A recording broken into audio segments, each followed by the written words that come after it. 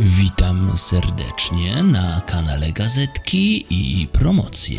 Z tej strony Himek i podobnie jak i Państwo, ten tydzień planuję poświęcić na doszlifowanie wszystkich planów związanych ze świętami Bożego Narodzenia. Przydatna zatem wydaje się być tegotygodniowa oferta promocyjna Biedronki, która zapewne wpłynie na wiele decyzji zakupowych. W polskich, a nawet zaryzykuję europejskich domach przygotowania do Bożego Narodzenia wyglądają z grubsza podobnie, nawet jeżeli tradycje świąteczne znacząco się różnią. Niezwykle zaskakująco święta te wyglądają natomiast w Japonii, gdzie rodzina nie spotyka się przy wigilijnym stole, przy choince, jedząc tradycyjne potrawy. Boże Narodzenie w Japonii nie jest bowiem obchodzone od tak dawnych czasów jak w Europie. Wynika to oczywiście z różnic kulturowych, historii i wielu innych czynników, które mogłyby być zbyt nudne na przedświąteczną pogadankę.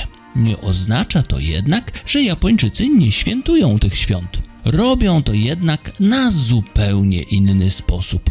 Moda, bo chyba tak można to nazwać, na Boże Narodzenie rozpowszechniła się w Japonii w latach 70. i to za sprawą reklam telewizyjnych i amerykańskich filmów.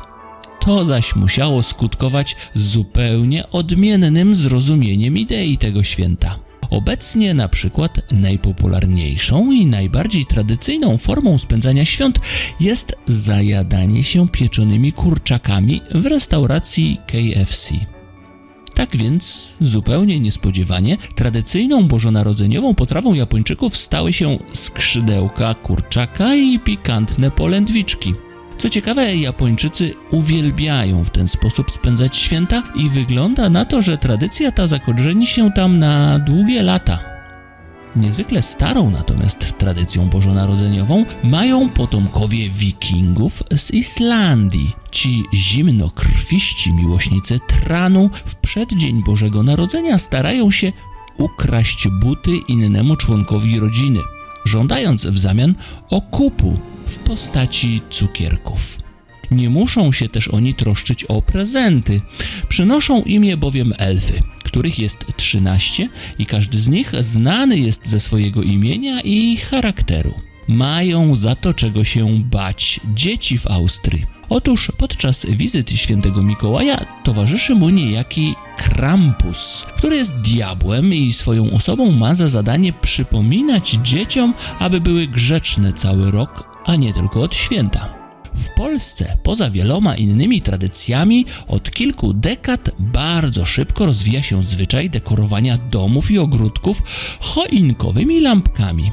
Skala tego zjawiska różni się w tym zakresie zależnie od regionu czy nawet roku, ale w każdej miejscowości spotkamy domy udekorowane w ten sposób.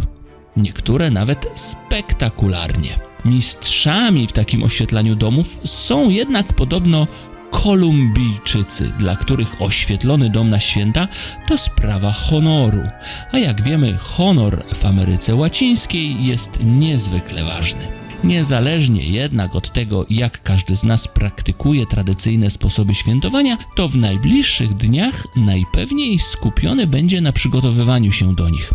A w ramach tego odwiedzi na pewno co najmniej kilka swoich ulubionych sklepów.